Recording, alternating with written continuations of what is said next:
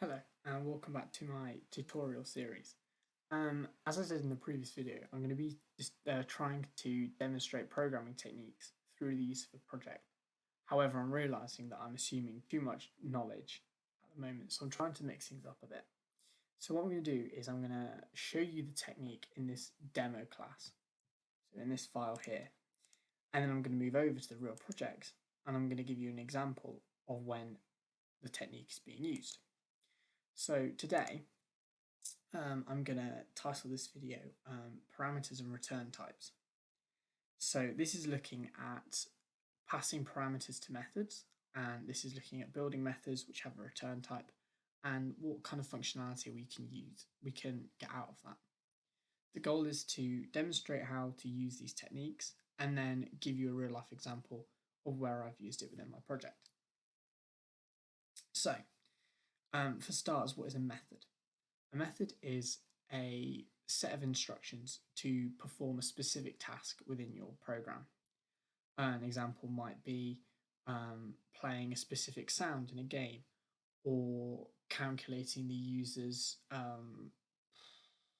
calculating the user's number in a calculator app if they enter two previous numbers, that kind of thing.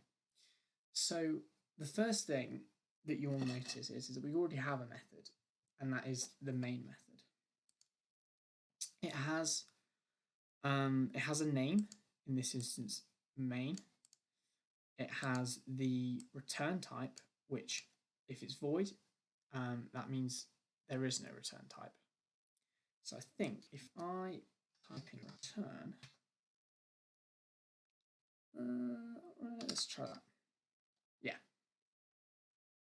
Okay, so this value here, void, it refers to the data type which the method is allowed to return. And since void means none, this statement isn't possible at all. This method should not have a return type, because a return statement, because there is no return type. This is probably a bad example. The main method, I don't want to mess about with that. That's kind of a standard. So if I create a copy of the main method, I'm going to do exactly the same thing, all the same parameters. String args. Okay, so these are identical. However, if I change this return type to int, so I'm saying that this method can now return integers, and you'll notice at the bottom we now have this error. And if I check up in this corner, where do I find the error? Ah, there you go. That's not going to show on the screen. How do I? Okay, there we go. I hope you can see this. There are two options to solve this. Either we do what we've done in the previous method and set the return type to void, or we add a return statement, since this method is saying it will return an integer. So we have to have a return statement. So this is perfectly valid within this method. There's no error. So what does it mean to have a return statement? What it means is that a value of a specific data type, the type which you have specified in the, probably call it the method header. This is the method header. This is basically all the parameters for the method. And we have specified an integer return type. So that means we can return numbers, but they are whole numbers, so no decimals. If we want, we can change this value. So I can change this to a string. Now what that's going to do is it's going to only allow us to return string values. And as you can see here, it's complaining because we're returning an integer and not a string. If I change this to a string, that's going to work fine. Okay, so that is return types. And yeah, and the reason why these would be useful is because if you calculate a value within your method, you're going to want to give that back to the main program. And to be fair, most of the the actual why we use this, I'll demonstrate in my application. So don't worry about that too much. But this is the general gist of it. Return any method that has a return type must return a value using the return keyword of the same data type that's specified in the header of the method. And if anyone knows what the method header is actually called, please tell me. I don't actually know. Okay, so moving on. The next thing that I said we're going to talk to you about, and that is parameters. So parameters are fairly similar to the return type.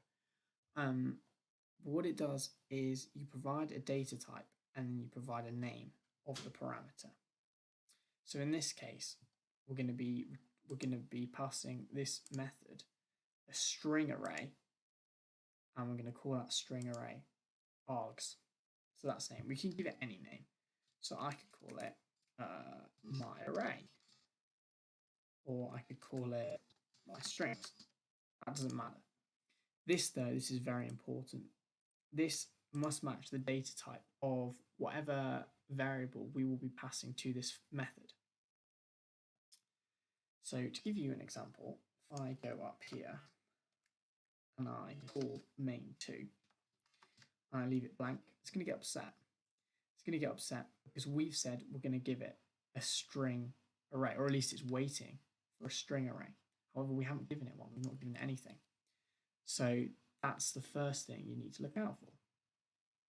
If I then create an array, I create an integer array,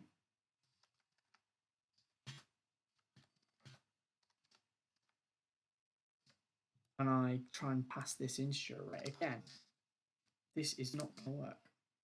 It's not going to work because the data types are incompatible.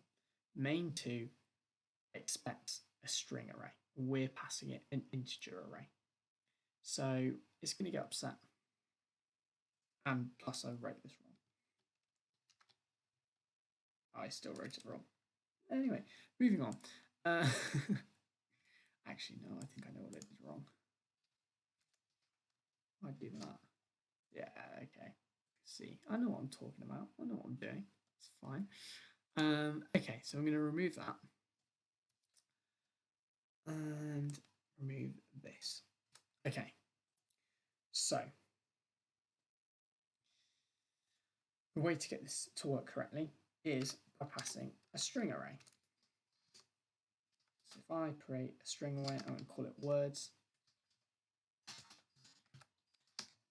And I'm just going to make it empty. So it's going to contain as many empty strings as I want. I've specified 9.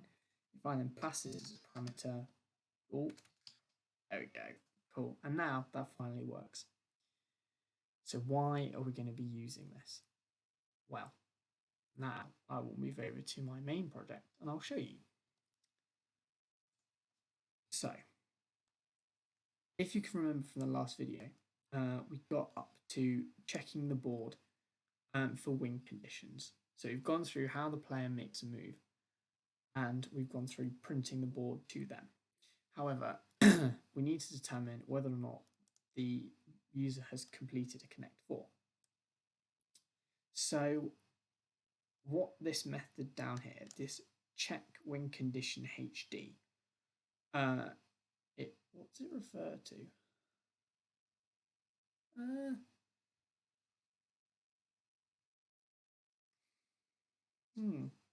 I have two. So I have one which is horizontal and vertical, and I have one which is diagonal. So I think if I read this, I'll be able to figure. I hope I'll be able to figure it out. I'm like a total moron if I don't. Okay. Let's have a look. I want to say, I'm going to change this because I think this is horizontal and vertical. So I'm going to change the name. There we go. And this one should be, yeah, it is. Okay, great. I know what I'm talking about. It's fine. I know what I'm doing. So if we go up to where this method is first called, here, this method it returns a value, and that value is being stored in game continues. I probably should have shown you that in the previous class, but I'll show you that now. The return statement allows you, like I said, to pass the value to the main bulk of the program. So wherever you executed the method, the return statement gives whatever value is created back to that location. And so what I want to do is I want to save that value, and so I'm saving it to this variable game continues. Now game continues, if it will show me, well, I'll tell you, game continues is a Boolean. So the return type of check when condition HV is a Boolean. We then give it 3 parameters: move, row, and counter. So that is how we call the method. We've given it the parameters it requires, and we have saved the return value. So how is all of that specified? So first of all, like I said, we've specified the return type as Boolean. Therefore, the value being returned will be a Boolean. And as you can see down here, there we go, return false. And a little bit lower down, return false. And we have a return true at the bottom. So the aim of this method is to check in the horizontal direction whether or not the user has achieved a connect 4.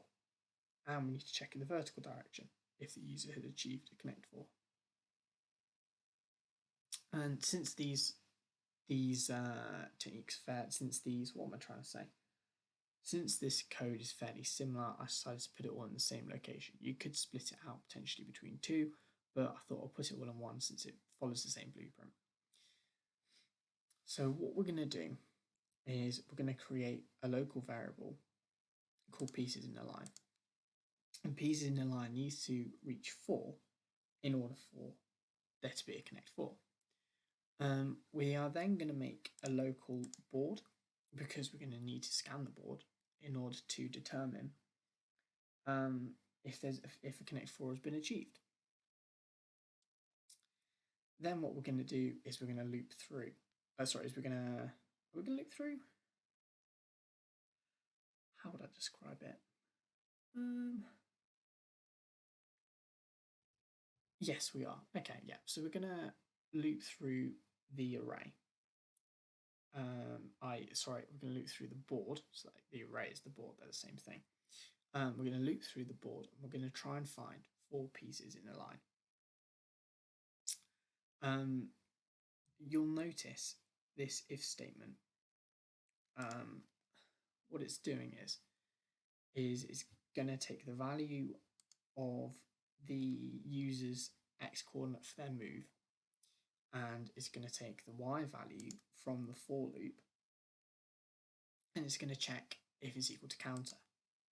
So what does that mean? Counter refers to the type of counter which has been placed. So whether or not it's player 1's counter or player 2's counter. If the value in here matches whoever's player's turn it is, if it matches their counter value, then it's a 4 in a row. Because you could find that, I don't know, there's a yellow counter and there's a red counter. Technically you found a counter, but it's not the right type of counter. So this is turn specific. So this function relies on knowing whose turn it is, which kind of makes sense, I think. The other thing you'll notice if you've been watching this series, you'll notice this is a 2D array. However, I'm not looping through the entire board. I'm just looping through one specific column. So I'm counting up from the bottom location in that column all the way up to the top. And I'm doing that by setting the move x value as constant. So every time this for loop executes, this move value will always be the same because it's never being changed. It's only the y value that's changing. And the reason I've done that is because without it, you would need to check every single column in the board. So you would go up the first column, second column, third column, checking for a 4 in a row. However, if the user has just placed a counter, there's a bunch of, you can eliminate every single other column other than the one the user just placed their counter in. And so it's just quicker. It eliminates how many? It makes the process 7 times quicker. So that's pretty good, since you're only checking one column rather than 7. So that's pretty neat. If the space that the computer's checking in matches the player's counter, it adds 1 to the pieces in line value. It then does another check. It says if this value equals 4, then you've got a 4 in a row, and false is going to be returned.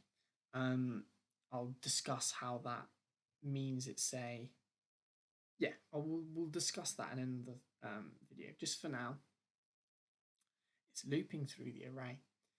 It's counting how many pieces are in a line, and if that value equals 4, it's going to return false. And it's allowed to do that because of the thing that we previously mentioned, the return type. This false is a Boolean, therefore we must set the method to return type equal to Boolean. It works, yada yada yada. If we change either of them, if we change the value being returned to a number, for example, or if we change the return type specifier, I think, modifier possibly, can't remember what that is, but yeah, so say we change this to an integer or a string, it's not going to work. This has to match this, and that's the point of the tutorial. In addition, this counter variable has been specified up here in the main bulk of the program. So we're just going to take it. So we're not going to define a new counter within this method. We're just going to take the value that's already been created and put it into our program. Same with the move x and the move y. This method does not need to generate the user's counter position. It gets given it automatically, because that's done by a different part of the program. And that's why parameters are so useful, because you can split up your functionality between different methods, and it makes your code easier to write, easier to understand, and easier to debug, because everything's in smaller, more manageable chunks. Just to finish off the functionality for this method, if the counter piece does not match the location the program's checking, then pieces in a line equals 0, because even if you have a 3 in a row, if the 4th one isn't of the same color, you've got to reset your counter. So that's to make sure that there's no incorrect, so that it doesn't accidentally count 4 in a row, even if there's been a gap between the 4 counters. And then finally, this section of the code is exactly the same, however, it's going acrossways, so it's going from side to side across the board. It's going to take the row the counter was placed in, and it's going to go all the way across it and see if there's a 4 in a row. Again, similar sort of logic to last time. If a counter's been placed, then all the other rows aren't affected. Therefore, you only need to scan one specific row. And again, if it counts 4 pieces in a line, it's going to return false. And right at the bottom, if no 4 in a row is achieved, it will return true. I'll explain more about that in the next video. I'll do another video on the check win condition diagonal, because the functionality is a little bit more complicated, and it might be a nice refresher for parameters and return types. So I hope you've enjoyed the video, and I'll see you next time.